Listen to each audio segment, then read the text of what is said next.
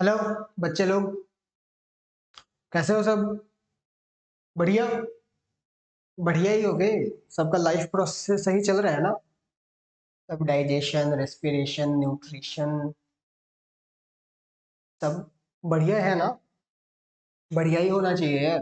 ठीक है, इन चीज़ों पे भी ध्यान देते रहो। ठीक है, और सब बढ़िया रहेगा, पढ़ाई भी बढ़िया होगी। ठीक है। और इससे बढ़िया रखने के लिए ना थोड़ा खेल कूद भी जरूरी है, तो सब भी करते रहा करो, लेकिन थोड़ा ही करो। राइट। ये नहीं कि पढ़ाई लिखाई छोड़कर दिन भर कूदे हुए। राइट। हाँ, अगर उधर कुछ करियर बनाना है तो वो अलग बात है, बट ठीक है, समझ रहे हो ना बात को? तुम लोग समझदार हो यार। चल, तो मैं प्रशांत, ठीक है, वापस आपके सामने हूँ। मेरा नाम तो अभी तक पता चल ही गया होगा, अगर आप रेगुलर व्यूअर हैं तो। ठीक है, नहीं है तो बस फिर से बता देता हूँ, आई एम प्रशांत। ठीक है, I am currently doing MBBS second year from IGIMS. और इस वीडियो में हम लोग लाइफ प्रोसेसेस क्लास 10 का दूसरा वाला पोर्शन कवर करने जा रहे हैं, जो कि रेस्पिरेशन। ठीक है, रेस्पिरेशन।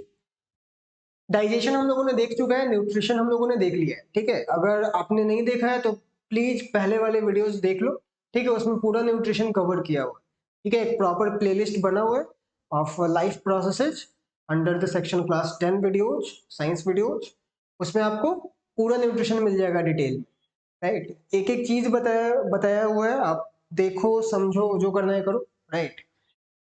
अब हम लोग बढ़ेंगे रेस्पिरेशन की ओर। ऐसा नहीं है कि तुमने न्यूट्रिशन नहीं पढ़ा है तो रेस्पिरेशन नहीं समझ में आएगा, या ऐसा भी नहीं है कि ये सिर्फ क्लास 10 के बच्चों के लिए। ठीक है, जिसे भी पढ़ने में मन लगता है, जिसे भी चीजें जानने की इच्छा हो, उसके लिए ये वीडियो है। ठीक है, इसके लिए आपको क्लास 10 में या किसी स्कूल में, कॉलेज में होने की जरूरत नहीं है। ठीक है, if you are curious enough, this is the place for you. Right. So we are going to see respiration, everything in detail. Respiration 2 से 3 पार्ट में बनेगा, क्योंकि चीजों को हम लोग आराम से देखेंगे। तो पहले पार्ट में हम लोग रेस्पिरेशन क्या है और टाइप्स ऑफ रेस्पिरेशन समझने वाले हैं। ठीक है, what is respiration and types of respiration. अरे अभी रेस्पिरेशन का कुछ तो आइडिया होगा पहले से तुम लोग। ठीक है, विच आई होप कि सच में होगा, है ना? नहीं है तो फिर गड़बड़ है यार, होना चाहिए। ठीक है, कोई बात नहीं, अगर नहीं है तो उसके लिए मैं हूं। अब हो जाएगा। ठीक है, बस एक ही कंडीशन है, ध्यान से सुनना है। ठीक है, चल। तो व्हाट इज रेस्पिरेशन? है क्या रेस्पिरेशन? हम लोगों ने बचपन से पढ़ा है कि रेस्पिरेशन का मतलब होता है सांस लेना। ठीक है, हम लोग जो सांस ले रहे हैं, ऑक्सीजन ले रहे हैं, कार्बन डाइऑक्साइड रिलीज कर रहे हैं, इसको हम लोग रेस्पिरेशन बोलते हैं। पर भाई यहाँ यहीं पर गलती हो जाती है, इसको रेस्पिरेशन नहीं बोलते। ठीक है, ये रेस्पिरेशन का बस एक हिस्सा है, ना कि पूरा का पूरा रेस्पिरेशन। रेस्पिरेशन एक लाइफ प्रोसेस है, एक ऐसा प्रोसेस है जो कि हर लिविंग बीइंग को, चाहे वो यूनिसेलुलर हो, मल्टी सेलुलर हो, बैक्टीरिया हो, फंजाई हो, एल्गी हो, कुछ भी हो, सॉरी सॉरी, हर किसी के लिए जरूरी है क्या? रेस्पिरेशन। ठीक है, हर किसी के लिए। वायरस के लिए जरूरी नहीं है, क्योंकि वायरस तो भाई न लिविंग है न नॉन लिविंग है। ठीक है, वो तो बॉर्डर लाइन ऑर्गेनिज्म है, कभी लिविंग रहेगा कभी नॉन लिविंग रहेगा। प्रॉपर सेल भी नहीं होता है उसके पास, पता है ना ये सारी बातें। वायरस के पास प्रॉपर सेलुलर स्ट्रक्चर नहीं होता है। ठीक है, वो बैक्टीरिया के पास होता है, वायरस के पास, सॉरी वायरस के पास नहीं, फंजाई, एल्गी, प्लांट, एनिमल्स, इनके पास होता है। ठीक है, तो जो भी स्ट्रिक्टली लिविंग ऑर्गेनिजम्स है उसके लिए रेस्पिरेशन एकदम मस्ट है। और ये है क्या? ठीक है, ये जानना है। तो रेस्पिरेशन को हम लोग डिफाइन करते हैं as a process, as a process through which cells, अभी सेल की जगह तुम बॉडी भी लिख सकते हो, वो भी चलेगा, पर हम लोग अभी ना चीजों को थोड़ा प्रिसाइजली देख रहे हैं ना। जैसे जैसे बड़े होते जाओगे, चीजों को और एक्यूरेटली पढ़ने लगोगे। पहले क्या था? पहले सिर्फ साइंस पढ़ते थे। ठीक है, लगता था कि बाप रे बाप क्या है इतनी सारी चीज। ठीक है, अब साइंस के ही 3 पार्ट्स हो गए, फिजिक्स अलग, केमिस्ट्री अलग, बायो अलग। ठीक है, उसी तीनों में माथा खराब है, एक ही में। राइट। फिर और आगे जाओगे तो इनके भी पार्ट्स बनेंगे, केमिस्ट्री के पार्ट्स बनेंगे, बायो के पार्ट्स बनेंगे, फिजिक्स के पार्ट्स बनेंगे। तो चीजें एलेबोरेट होते जाती है। ठीक है, एक्यूरेट होते जाती है, प्रिसाइज होते जाती है। तो अभी पूरा बॉडी पढ़ रहे थे बचपन में, पर अब बच्चे थोड़े रहे यार, अब बड़े हो गए, ठीक है, तो बॉडी में सेल्स देखेंगे और प्रिसाइजली देखेंगे। So through which cells derive what? The most crucial thing, the most needed thing, derive energy from where? From food. From food. ठीक है, फूड से एनर्जी निकालने के प्रोसेस को ही हम लोग रेस्पिरेशन बोलते हैं। ठीक है, हम लोगों ने न्यूट्रिशन में, होलोजिक न्यूट्रिशन में, जैसा ह्यूमन बींग्स में होता है, उसमें 5 स्टेप्स देखे थे ना। क्या क्या था? इंजेशन, डाइजेशन, एब्जॉर्प्शन, एसिमिलेशन और इजेशन। तो इसमें जो स्टेप नंबर 4 था एसिमिलेशन, उसमें क्या हो रहा था? जो एब्जॉर्ब न्यूट्रिएंट सेल्स के पास पहुंचे थे, उनसे एनर्जी निकाली जा रही थी। तो एसिमिलेशन में जो एक्चुअल प्रोसेस होगा, ठीक है, वो यही होगा, रेस्पिरेशन। ठीक है, जिसमें फूड से, फूड काहे के लिए खा रहे हैं हम लोग, क्या काम क्या है उसका? अल्टीमेटली तो हमें एनर्जी ही चाहिए फूड से, राइट? कौन सा वाला फूड, ठीक है, अब इस पर भी डिपेंड करता है, ये सब हम लोग देखेंगे। तो रेस्पिरेशन का मतलब बस इतना है कि फूड जो आपने लिया, ठीक है, उसको हम लोगों ने डाइजेस्ट कर लिया ताकि रेस्पिरेशन अच्छे से हो सके, और उससे फिर एनर्जी निकाल दी, राइट? तो ये जो प्रोसेस हो रहा है ना, फूड से एनर्जी निकालने का प्रोसेस, इसी को हम लोग क्या बोल रहे हैं? रेस्पिरेशन बोल रहे हैं। ठीक है, what is this called? This process is being called respiration. बात क्लियर हुई? जो खाना तुम खा रहे हो वो रेस्पिरेशन है, मतलब उससे एनर्जी निकालना रेस्पिरेशन। ठीक है, अब ये रेस्पिरेशन के लिए जिस भी चीज की जरूरत हो, जिस भी स्टेप्स, जिस भी प्रोसेस प्रोसीजर की जरूरत हो, सब रेस्पिरेशन में है। तो रेस्पिरेशन के लिए ही ब्रीदिंग होता है। तो ब्रीदिंग ना रेस्पिरेशन का एक छोटा सा हिस्सा है। ठीक है, वो भी मैं बताऊंगा डिटेल। क्लियर? क्या है रेस्पिरेशन? तो अब जो फूड है वो फूड क्या है, मतलब फूड के फॉर्म किस फॉर्म में आएगा हमारे पास? तो जो सबसे कॉमन फॉर्म होता है, जो सबसे कॉमन फॉर्म, जिसको सेल बड़े आराम से रेस्पायर कर सकता है, बड़े इजिली उससे एनर्जी निकाली जा सकती है, वो होता है आपका कार्बोहाइड्रेट। ठीक है, और कार्बोहाइड्रेट में भी जो सिंपलेस्ट फॉर्म है वो कौन है? कार्बोहाइड्रेट का सिंपलेस्ट फॉर्म ग्लूकोज। ग्लूकोज, ठीक है, इसका फॉर्मूला तो आता होगा C6H12O6। ठीक है, दिस इज ग्लूकोज। सबसे पहले जो प्रिफर करता है सेल एज अ सबस्ट्रेट, ये इसका सबस्ट्रेट हुआ। सबस्ट्रेट समझते हो ना? सबस्ट्रेट वो सब्सटेंस है जिसपे एंजाइम्स काम करते हैं, या कुल मिला के समझो कि जो सब्सटेंस से स्टार्टिंग हो रहा है रिएक्शन का, रिएक्टेंट्स बेसिकली। ठीक, तो इसका सबस्ट्रेट कौन हुआ? कार्बोहाइड्रेट्स, क्योंकि ये प्रोसेस इसी के बारे में, इसी से शुरू हो रहा है। ठीक है, तो ये जो कार्बोहाइड्रेट है ये सबसे ज्यादा प्रिफर्ड सबस्ट्रेट है। ठीक है, सेल का जो पहला चॉइस होगा वो क्या होगा? कार्बोहाइड्रेट होगा। पर कार्बोहाइड्रेट हमेशा अवेलेबल हो ये जरूरी नहीं, तो है नहीं। ठीक है, तो कार्बोहाइड्रेट अगर अवेलेबल नहीं है तो बॉडी क्या करेगा? मर जाएगा? नहीं, बॉडी कोशिश करेगा जिंदा रहने की। ठीक है, अगर ये भी नहीं मिला तो फिर बॉडी जाएगा फैट्स के पास। ठीक है, तो हम लोगों के पास फैट्स होते हैं, राइट? इनफैक्ट जो तुम एक्स्ट्रा कार्बोहाइड्रेट या स्टार्च वगैरह जो खा रहे हो, तो एक्स्ट्रा कार्बोहाइड्रेट को बॉडी क्या करता है? स्टोर करता है। कहाँ स्टोर करता है? लिवर में, ग्लाइकोजन के फॉर्म।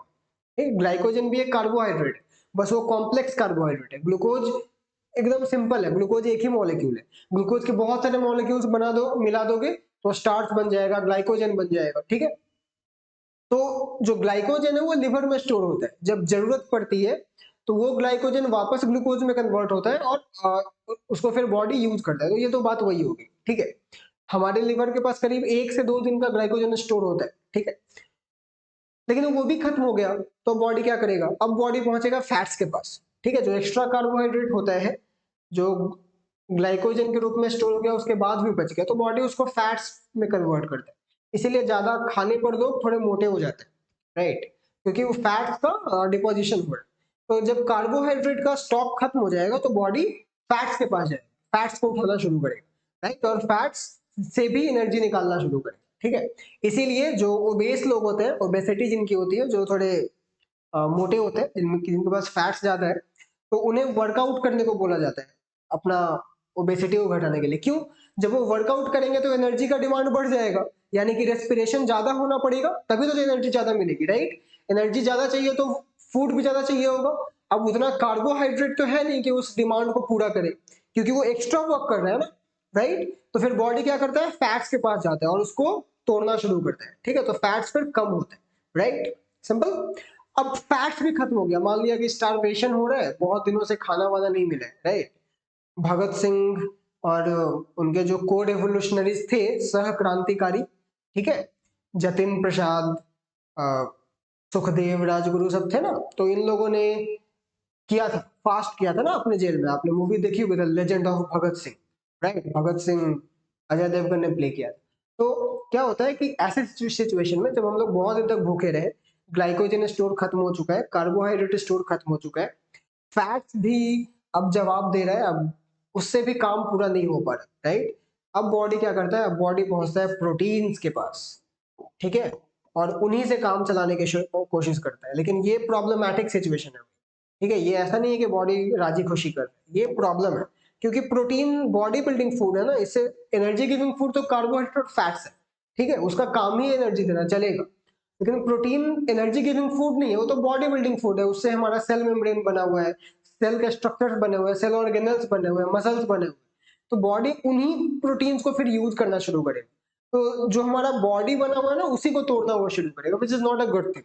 लेकिन वो लास्ट रिजॉर्ट के रूप में फिर बॉडी यूज करता है, ठीक है? वो भी एक लिमिट तक होता है, धीरे धीरे जैसे जैसे प्रोटीन कम होता है बॉडी में, हम डेथ के नजदीक होते जाते हैं, क्योंकि बॉडी एक लिमिट तक ही टॉलरेट कर पाएगा ना, अगर चीजों को रिस्टोर नहीं किया जाए तो, ठीक?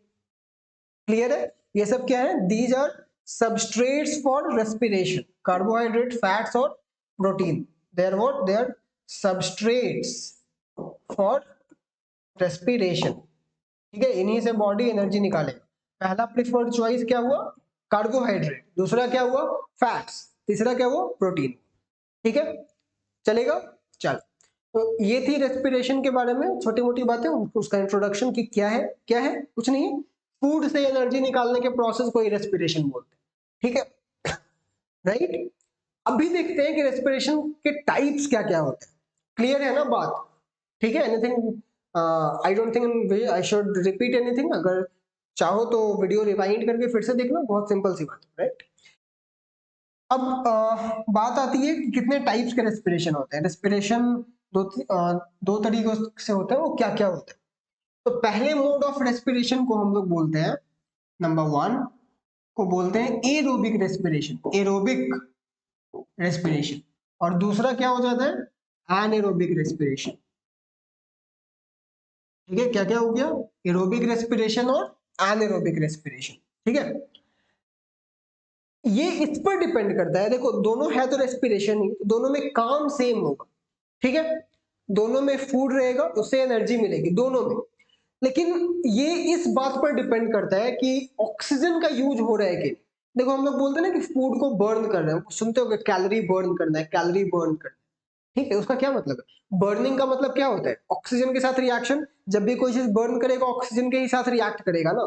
तो यहाँ पे फूड बर्न ही होता है, हमारे बॉडी में फूड बर्न होता है।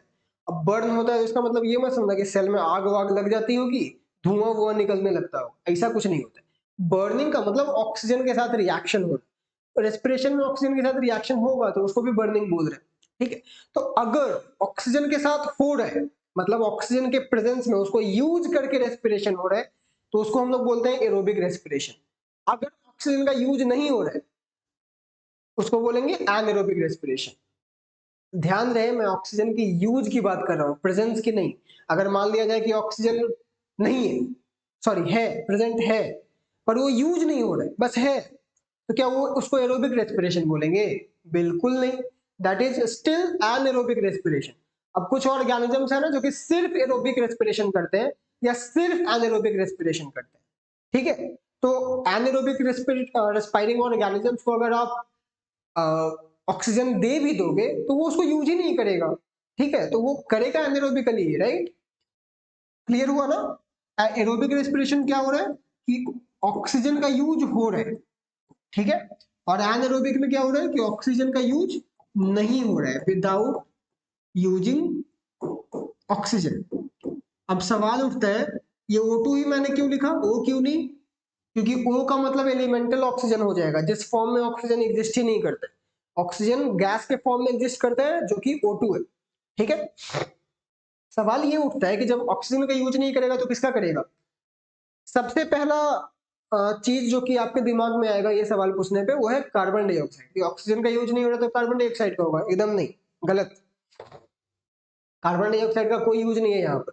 मैं बस ये बोल रहा हूँ कि एरोबिक में ऑक्सीजन यूज होगा और एनएरोबिक में ऑक्सीजन यूज नहीं होगा। मैं ये नहीं बोल रहा हूँ कि कार्बन डाइऑक्साइड का यूज होगा, ठीक है, इसमें नहीं होगा। इसकी उसमें ना ऑक्सीजन यूज होगा ना कार्बन डाइऑक्साइड यूज होगा, कुछ नहीं होगा, ऐसे ही हो जाएगा काम, ठीक है। अब ऐसे ही कैसे हो जाएगा ये समझ में आएगा, ठीक है। तो एरोबिक में हो क्या रहे हैं, हम लोग ले रहे हैं सबस्ट्रेट। सबस्ट्रेट में सबसे कॉमन क्या है? कार्बोहाइड्रेट, उसका सिंपलेस्ट फॉर्म ग्लूकोज। तो हमने लिया ग्लूकोज C6H12O6, राइट। मैं बात कर रहा हूं एरोबिक रेस्पिरेशन की, ठीक है। तो क्या होता है कि सबसे पहले स्टेप में ये ग्लूकोज का मॉलिक्यूल टूट जाता है। इसमें टूटता है, ये टूटता है दो पाइरुविक एसिड मॉलिक्यूल्स में, ठीक है। किसमें? दो पाइरुविक एसिड मॉलिक्यूल्स में। पाइरुविक एसिड क्या है? इसको पाइरुवेट भी बोलते हैं। जैसे एसिटिक एसिड को एसीटेट बोल सकते हैं, वैसे पाइरुविक एसिड को पाइरुवेट बोल सकते हैं। अब ग्लूकोज के एक मॉलिक्यूल में कितने कार्बन एटम्स? 6। पाइरुविक एसिड के एक मॉलिक्यूल में 3 कार्बन एटम्स, ठीक है। तो इसीलिए 2 पाइरुविक एसिड्स के मॉलिक्यूल मिल रहे हैं, ठीक है ना, क्योंकि एक ग्लूकोज में 6 था और इधर 3 का 2 मॉलिक्यूल बना। इस प्रोसेस का नाम है ग्लाइकोलिसिस। क्या है? ग्लाइकोलिसिस, याद रहेगा। सोचते होगे कि पता नहीं क्या क्या सुनने को मिलता रहता है, राइट, ग्लाइकोलिसिस। अब ये क्या है?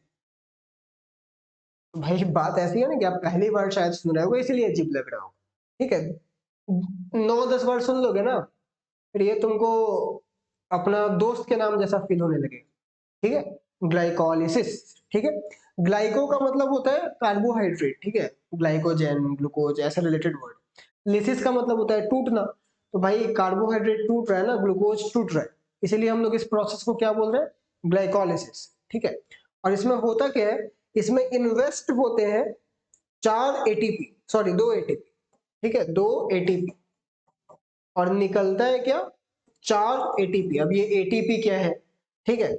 अगर एटीपी नहीं पता है तो थोड़ा दिल थाम कर रखो, मैं एटीपी एक्सप्लेन करूंगा, ठीक है। फिलहाल अभी जानो कि एटीपी इज अबाउट एनर्जी, मतलब एटीपी एनर्जी ही है, ठीक है। तो निकलता है 4 एटीपी। मैंने क्या किया, मैंने डाला 2 एटीपी, मुझे कितने मिले? 4 एटीपी। कितने ग्लूकोज के मॉलिक्यूल पर? एक ग्लूकोज के मॉलिक्यूल पर। एक ग्लूकोज का मॉलिक्यूल का ग्लाइकोलिसिस होगा तो मुझे 2 एटीपी देने पड़ेंगे और बदले में 4 एटीपी मिलेंगे। तो क्या मैं बोल सकता हूं कि मुझे नेट 2 एटीपी का गेन हुआ है? तो ग्लाइकोलिसिस में एक ग्लूकोज के मॉलिक्यूल पे 2 एटीपी मिलते हैं, राइट, ठीक है। इन ग्लाइकोलिसिस प्रोसेस, जो कि रेस्पिरेशन का पहला स्टेप है, उसमें पर glucose molecule we will obtain 2 ATP, ठीक है। और एक जानने वाली बहुत बात और ये है कि ग्लाइकोलिसिस आपका एरोबिक रेस्पिरेशन में भी होगा और एनारोबिक रेस्पिरेशन में भी होगा, ठीक है, याद रहेगा। अब क्या होगा कि अब ये पाइरुविक एसिड और भी कुछ रिएक्शंस के थ्रू गुजरेगा। जैसे एक रिएक्शन होता है लिंकर रिएक्शन बोलते हैं उसको, ठीक है। फिर उसके बाद एक क्रेब्स साइकिल होता है, क्रेब्स साइकिल, ठीक है। तो वैसे कुछ ग्रुप ऑफ रिएक्शंस के साथ के थ्रू गुजरेगा और फाइनली हमें मिल जाएगा product carbon dioxide plus water, ठीक है, और प्लस बहुत सारी एनर्जी, बहुत सारे एटीपी, ठीक है। और भी बहुत सारे रिएक्शंस होंगे, तो अभी यहीं पे रिएक्शन खत्म नहीं हो गया।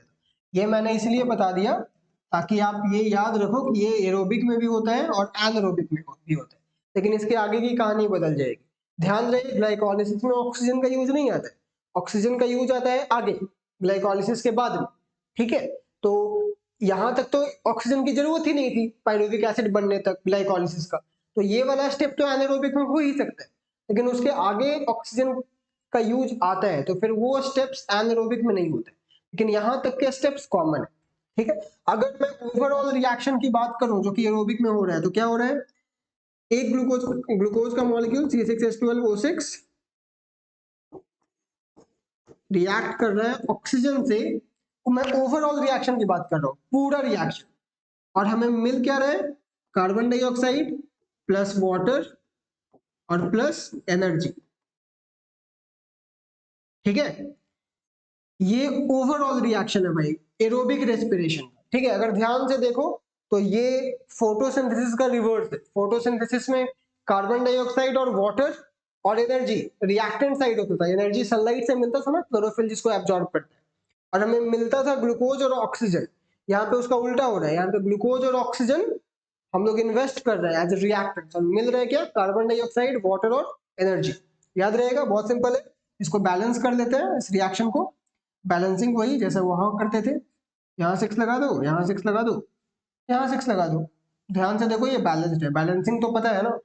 अगर बैलेंसिंग नहीं पता है तो बैलेंसिंग के ऊपर भी वीडियो बना हुआ है, ठीक है, केमिकल रिएक्शंस का, वो जाकर देखो, सब समझ जाओ, क्वेश्चंस भी किया है बहुत सारा, right. So this is aerobic respiration. Aerobic respiration में फाइनली ओवरऑल हमें 38 या 36 एटीपी मिलता है, ठीक है, ओवरऑल पर ग्लूकोज मॉलिक्यूल। एक ग्लूकोज मॉलिक्यूल से हमें 36 या 38 एटीपी मिलेगा। अब ये 36 और 38 क्या है, देखो ओवरऑल 38 मिलना होता है, पर कभी कभी क्या होता है ना कि उसमें से 2 एटीपी रास्ते में यूज हो जाता है फॉर अ सर्टेन पर्पस, ठीक है, तो 36 ही मिल पाते हैं। तो मोस्टली 38 मिलेगा, कभी कभी 36 मिल जाएगा, बात बराबर है, राइट। तो एक ग्लूकोज मॉलिक्यूल से एरोबिक रेस्पिरेशन में कितना मिलेगा, 36 या 38 एटीपी। उसमें से 2 एटीपी आपका तो ग्लाइकोलाइसिस में ही मिल गया, ठीक है। तो ओवरऑल आपको इतने एनर्जी मिलेंगे पर glucose molecule through aerobic respiration, ठीक है। एरोबिक रेस्पिरेशन करता कौन कौन है, हम लोग नॉर्मली तो हम लोग एरोबिक ही करते हैं, और जितने भी मैमल्स हो गए, प्लांट्स हो गए, सब एरोबिकली रेस्पायर करते हैं, ठीक है। बहुत सारे बैक्टीरिया एरोबिकली रेस्पायर करते हैं, बहुत सारे एल्गी, कुछ कुछ फंजाई भी एरोबिकली रेस्पायर करते हैं, ठीक है, क्लियर। तो दैट इज एरोबिक रेस्पिरेशन। ये रेस्पिरेशन है, ये कहाँ हो रहा है, ये होता है सेल के अंदर। सेल के अंदर कहाँ होता है, तो ये जो ग्लाइकोलिसिस है ना, ग्लाइकोलिसिस होता है इनसाइड या इन साइटोप्लाज्म, ठीक है। ये तो एरोबिक एनारोबिक दोनों में होगा ना, तो ये साइटोप्लाज्म में होगा। लेकिन जो आगे के रिएक्शंस होते हैं वो होते हैं आपके इन माइटोकॉन्ड्रिया, जो कि power house of the cell भी कहलाते हैं, ठीक है। तो एरोबिक रेस्पिरेशन का ग्लाइकोलिसिस वाला हिस्सा कहाँ हो रहा है, वो हो रहा है साइटोप्लाज्म में, और बाकी हिस्सा हो रहा है माइटोकॉन्ड्रिया के, ठीक है। That's why mitochondria is called power house of the cell, क्योंकि एटीपी या एनर्जी वहीं प्रोड्यूस होती है, राइट। जो ये जो पूरा प्रोसेस हुआ इसको हम लोग सेलुलर रेस्पिरेशन भी बोलते हैं, क्योंकि ये सेल के अंदर हो रहा है, ठीक है, सेलुलर रेस्पिरेशन, ठीक है। तो ये बात हो गई एरोबिक रेस्पिरेशन, क्लियर है। आगे बढ़े एनारोबिक की तरफ। एनारोबिक थोड़ा ज्यादा है क्योंकि उसमें चीजें थोड़ी ज्यादा है, राइट। तो आगे बढ़ते हैं, चलो नोट कर लेना है, राइट, नोट्स बना लिया करो, ताकि अब वैसे वीडियो का तो फायदा ही यही है कि आप रिविजिट कर सकते हैं, दोबारा आकर देख लिया करो, ठीक है, तो वो भी चलेगा, लेकिन कोशिश करो कि नोट्स वोट्स बना लिया करो। क्या होता है ना कि एक ही चीज को जब तुम लिखते हो तो दिमाग में उसका इमेज क्रिएट होता है, छप जाता है, लंबे समय तक याद रहेगा, राइट। और बाकी वीडियो तो अवेलेबल है ही, आप जब मन आए, जितनी बार मन चाहे आकर देख सकते हैं, ठीक है।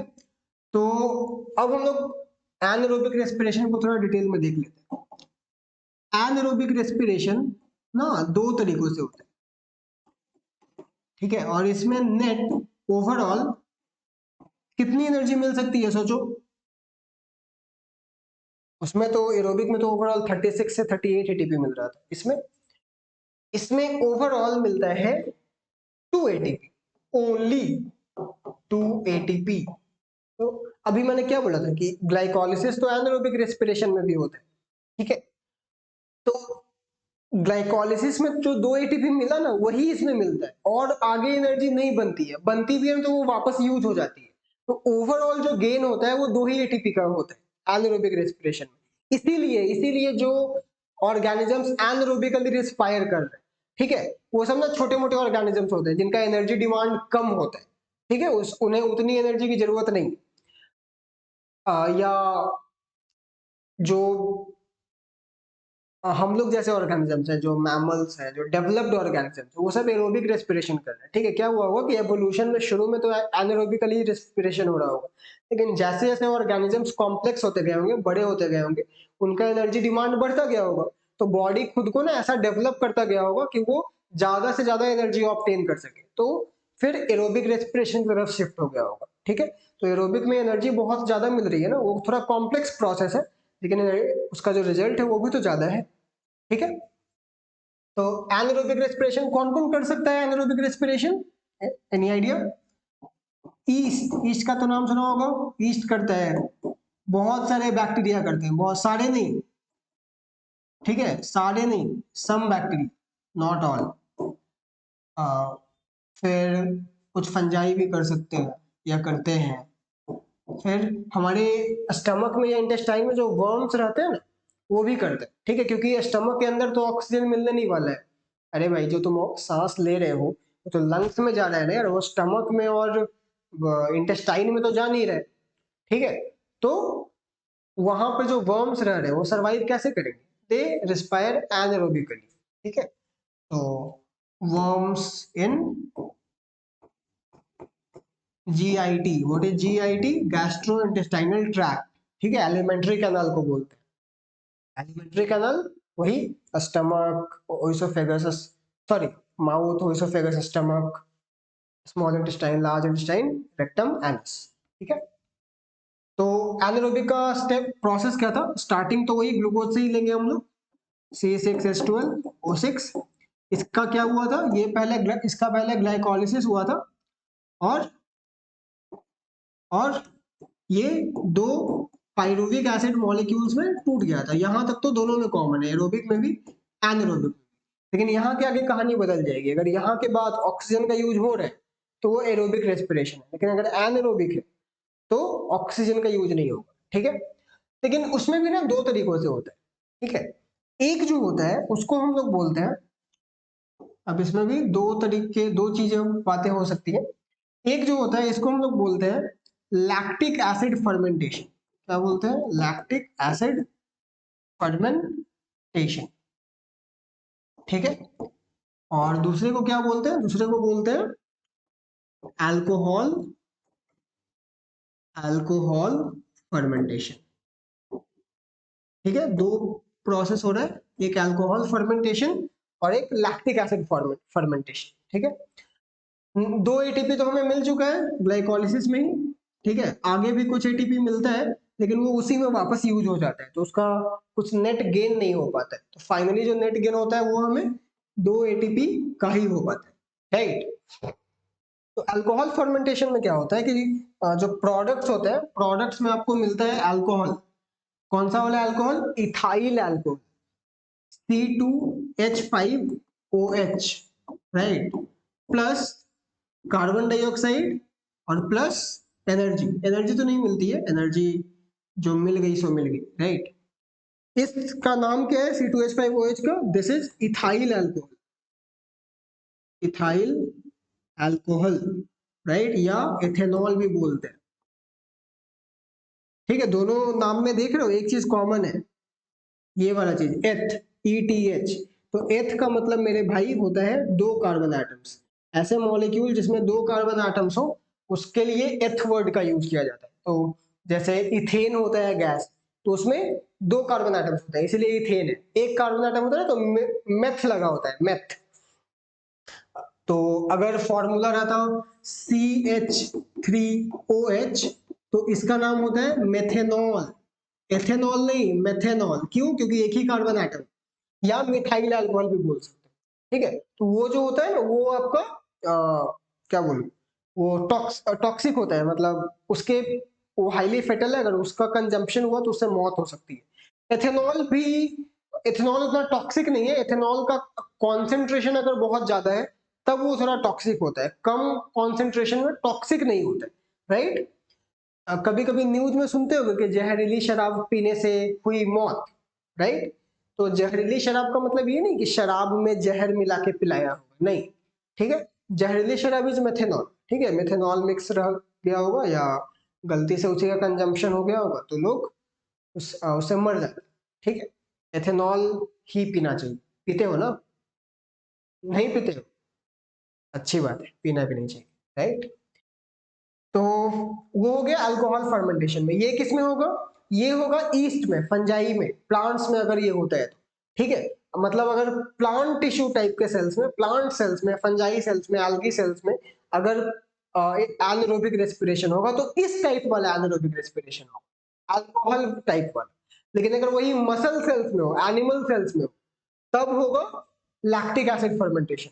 तो उसका बेस्ट एग्जांपल क्या याद रखेंगे? या तो ईस्ट याद रखो बेस्ट, या बैक्टीरिया, ठीक है, इनमें ये हो।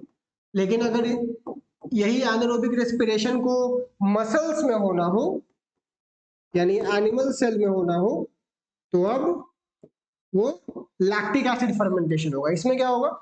स्टार्टिंग पॉइंट तो सेम है, ग्लूकोज, लेकिन इसमें देखो मैंने ऑक्सीजन ऐड नहीं किया है कहीं पे। क्यों? क्योंकि एनारोबिक है भाई, इसका मतलब ही है कि ऑक्सीजन का यूज नहीं होगा, राइट। तो इसमें क्या होगा? इसमें प्रोडक्ट में मिलता है लैक्टिक एसिड। लैक्टिक एसिड वही एसिड है जो मिल्क या कर्ड में मिलता है, ठीक है। लैक्ट वर्ड जहां भी मिले पक्का कुछ ना कुछ मिल्क से रिलेटेड है, ठीक है। Lactic acid plus energy, energy वही एटीपी, जो 2 एटीपी ग्लाइकोलाइसिस में मिल गया तो, ठीक है। इसमें कार्बन डाइऑक्साइड नहीं मिलता, ठीक है। ये वही लैक्टिक एसिड है जिसका अगर एक्यूमुलेशन मसल्स में हो जाए, ठीक है, इसका अगर एक्यूमुलेशन मसल्स में हो जाए तो आते हैं मसल क्रैम्प्स। मसल क्रैम्प्स समझ में आता है? मसल क्रैम्प्स, ठीक है।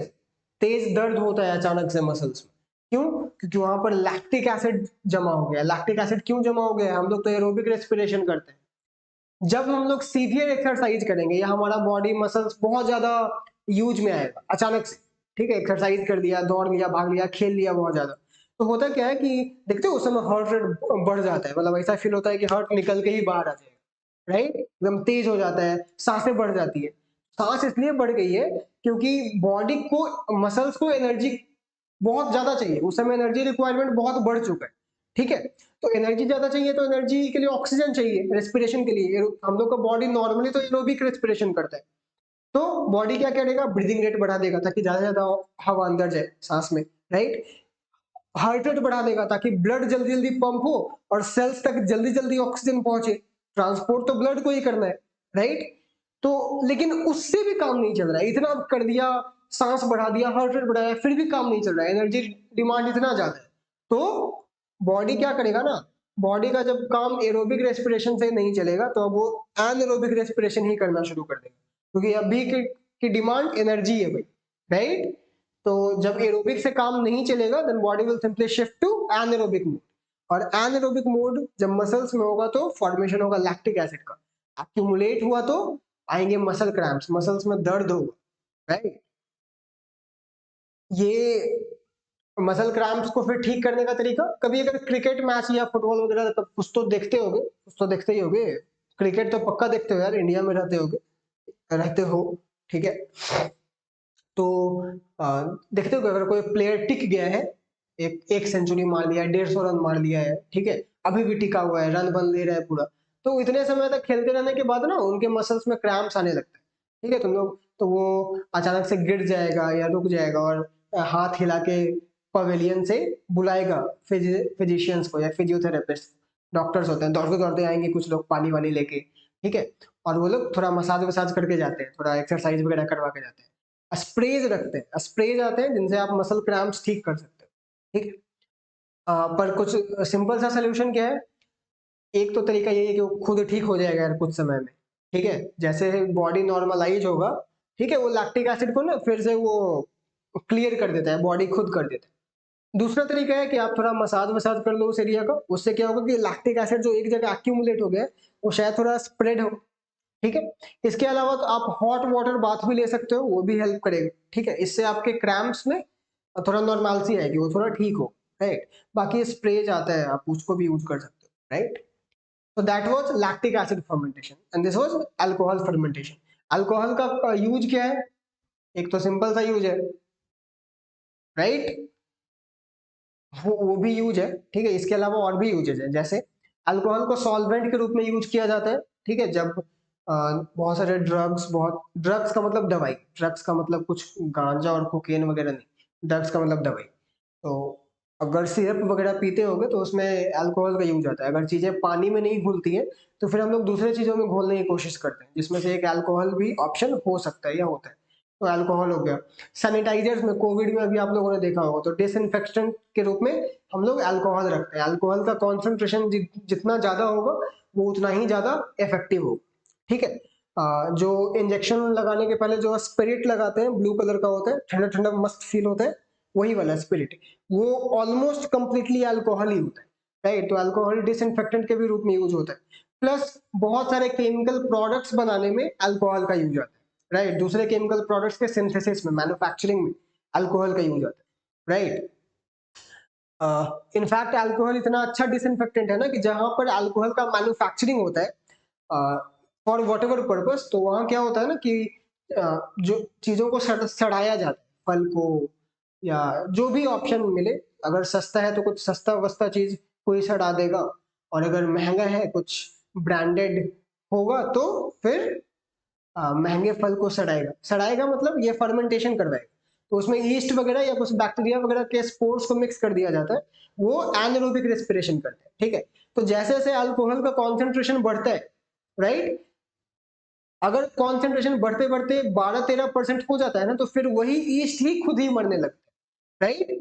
ठीक उसी तरीके से जिस तरीके से सैनिटाइजर लगाने पे बैक्टीरिया वगैरह मरेंगे, लॉजिक वही है, राइट।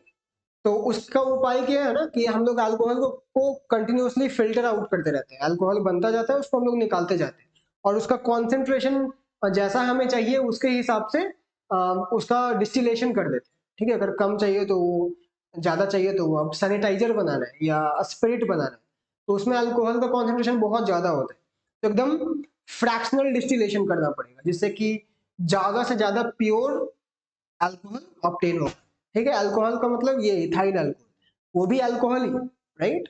लेकिन जो नॉर्मल यूज में that is ethyl alcohol, C2H5OH। ये जो OH है ना, दिस इज रिप्रेजेंटिंग अल्कोहल, कि दिस मॉलिक्यूल इज अल्कोहल, ठीक है, clear. So this one is anaerobic mode of respiration. इसके पहले देखा था एरोबिक रेस्पिरेशन, यही दो मोड्स हैं। एनारोबिक में फिर दो टाइप्स है, ध्यान में रखना है सब कुछ, बहुत सिंपल सी बात है, राइट। अगर तुमने सुन लिया होगा ना तो 90% काम तो यही हो गया, अगर अच्छे से सुनने हो तो, ठीक है। और बाकी जो 10% काम है वो आप थोड़ा रिवाइज कर लेंगे, थोड़ा डिस्कशन कर लेंगे अपने दोस्तों के साथ, ठीक है। कुछ डाउट हो मन में तो क्लियर कर लेंगे, पूछ कर, बात करके, कमेंट करके, ठीक है। एनी हाउ, ठीक है, तो बाकी 10% का कसर भी खत्म हो जाएगा, राइट। That's it. एक चीज बच गया बताने को, दैट इज एटीपी। देख लो एटीपी क्या होता है। एटीपी, इसका फुल फॉर्म होता है अडीनोसिन ट्राई फॉस्फेट, ठीक है, अडीनोसिन ट्राई फॉस्फेट, ठीक है। ये अडीनोसिन एक ग्रुप ऑफ एटम्स होता है, एक मॉलिक्यूल होता है टाइप का। तो अडीनोसिन वगैरह भी पढ़ना है फ्यूचर में, ठीक है, जब डीएनए वीएनए डिटेल में पढ़ोगे तो समझ में आएगा। तो मान लिया जाए कि सॉरी, ये एडिनोसिन का एक मॉलिक्यूल है, ठीक है। तो इसके साथ मैंने एक फास्फोरस जोड़ दिया, ठीक है, एक फॉस्फेट ग्रुप जोड़ दिया, तो इसको हम लोग बोलते हैं एडिनोसिन मोनोफॉस्फेट। मोनो का मतलब वन, ठीक है। एक और फॉस्फेट जोड़ दिया, अब ये बन गया एडिनोसिन डाइफॉस्फेट। डाई का मतलब टू, एक और फॉस्फेट जोड़ दिया, अब ये बन गया एडिनोसिन ट्राइफॉस्फेट, एटीपी, ठीक है। ATP is called as energy currency of the cell. Energy currency of cell. Currency समझते हो ना, जैसे हम लोग का इंडियन रूपी है, सिर्फ रूपी नहीं, इंडियन रूपी है, INR। कभी भी नोट्स पे या सिक्कों पे लिखा हुआ देखना, INR लिखा रहेगा, इंडियन रूपी, ठीक है। क्यों? क्योंकि रूपी तो भाई पाकिस्तान का भी है, लेकिन वो पाकिस्तानी रूपी, तो you have to mention dollar US का भी है, कनाडा का भी। तो यूएस वाले डॉलर को यूएसडी लिखते हैं, US dollar. Canadian Canadian dollar को सीएनडी लिखते हैं, कैनेडियन डॉलर।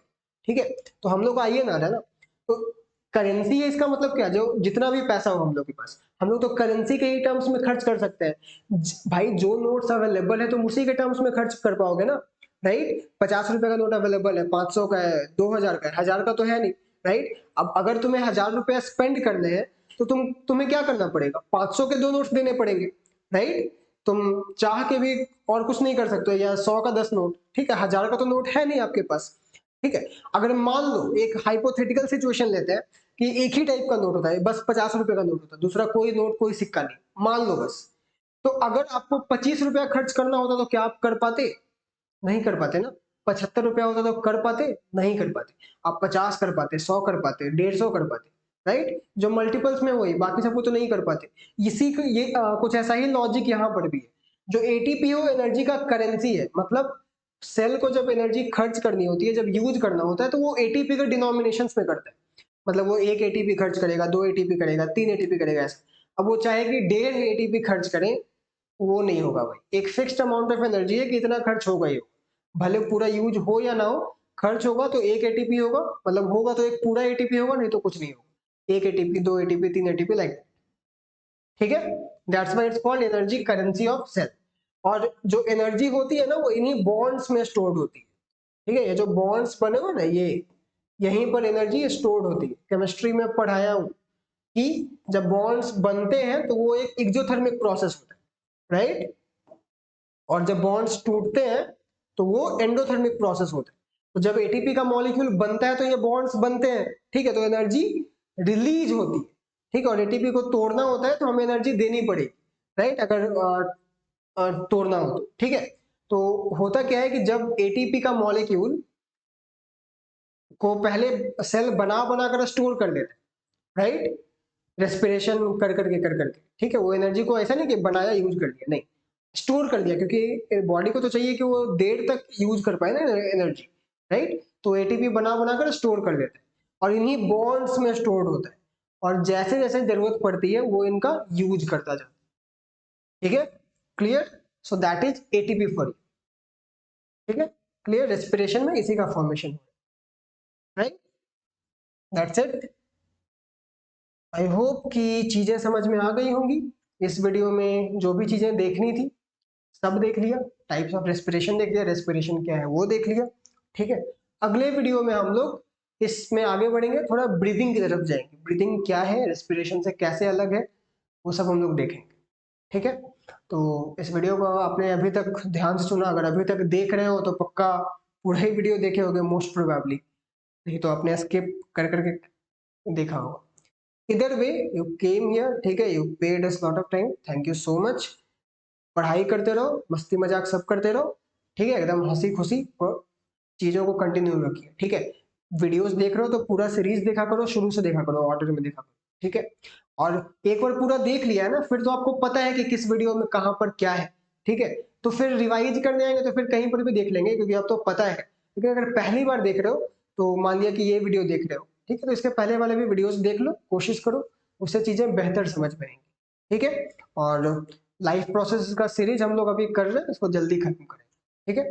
चल, अगर वीडियो पसंद आए, आपको हमारा काम अच्छा लगता हो, if you think we are worthy enough, then please like, share, subscribe and comment, ठीक है। Thank you so much, let's meet in our next video, bye bye.